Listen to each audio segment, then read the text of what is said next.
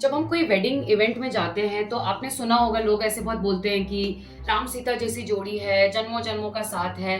पर जब इसी जोड़े में आपसी मतभेद हो जाता है और ये मतभेद जब कोर्ट पहुंच जाता है तो वही लोग ये कहते हैं कि शायद इतनी उम्र थी इस जोड़े की।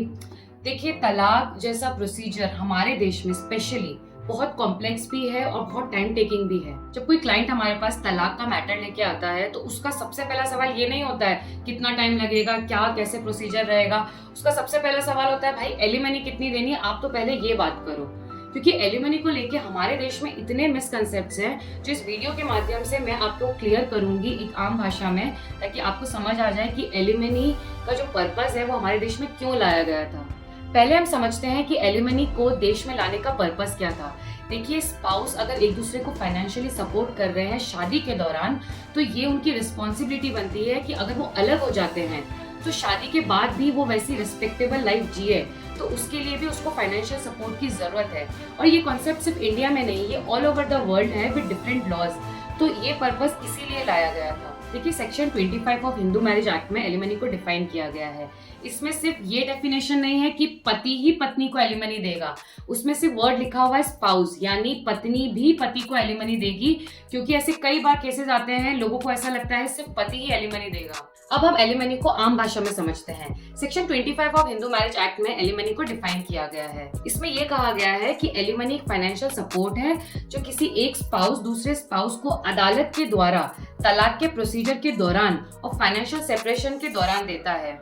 इस सेक्शन में अगर आपने ध्यान से देखा हो तो स्पाउस वर्ड लिखा हुआ है। इसमें ये कहीं नहीं मेंशन किया है कि पति ही पत्नी को एलिमनी देगा। पत्नी भी पति को एलिमनी दे सकती है, वो डिपेंड करेगा सर्कमस्टेंसेस पे। अब हम समझते हैं कितने प्रकार की एलिमनी होती है। सिर्फ 2 प्रकार की होती है, इंटरिम मेंटेनेंस और परमानेंट एलिमनी।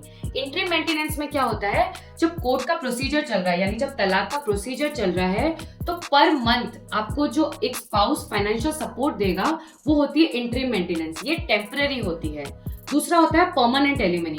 ये वन टाइम पेमेंट होता है। जब कोर्ट के ऑर्डर के बाद आप लीगली सेपरेट हो जाते हो तो आप सिर्फ एक बार पेमेंट करते हो, वो होती है परमानेंट एलिमनी। मैं आपको एक चीज क्लियर कर दूं, एलिमनी कोई चॉइस नहीं है, ये लीगल ऑब्लिगेशन है, ये देना ही पड़ता है as per hour Hindu law.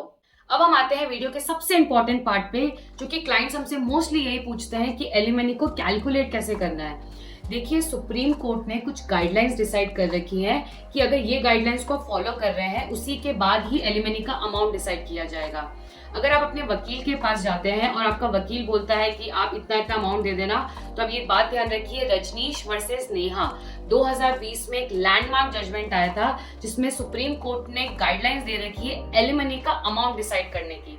इन गाइडलाइंस के अकॉर्डिंग हस्बैंड एंड वाइफ को एक एफिडेविट सबमिट करना है। ये एक इनकम एफिडेविट है।